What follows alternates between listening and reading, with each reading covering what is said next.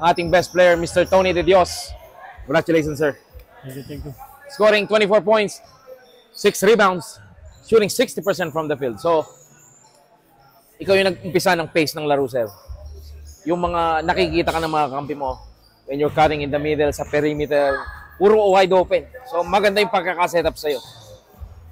Credit sa kanila sa magandang lookout. Ganda na mga pasa nila. Yeah, correct. Kaya, masabi mo, sir? Kaya ano ko, naka-open.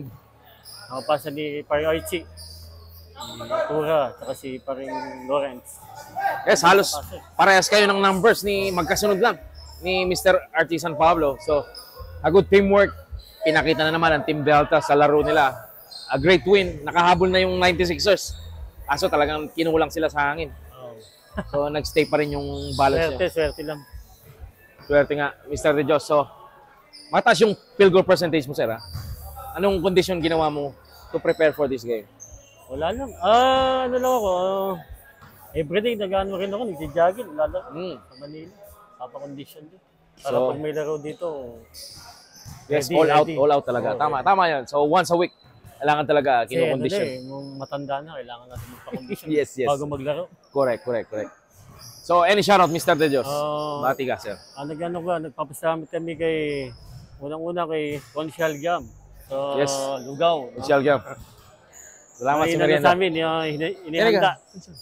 Saka sa Team Delta, sa mga aking mga teammates. Yes, shoutout. Family, friends, sir. Sa aking family, kay Lisa Baksha, Di Dios. Shoutout sa kanya. At saka kay Conchal.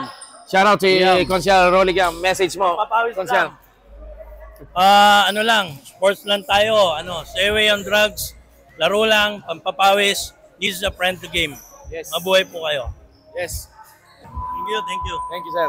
Ingat. That's our best player, Mr. De Dios. Thank you. Congratulations, sir.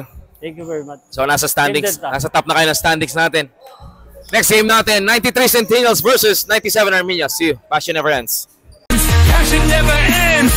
Reign of the band. From dusk till dawn, defend our land. Kings of the north, we take a stand.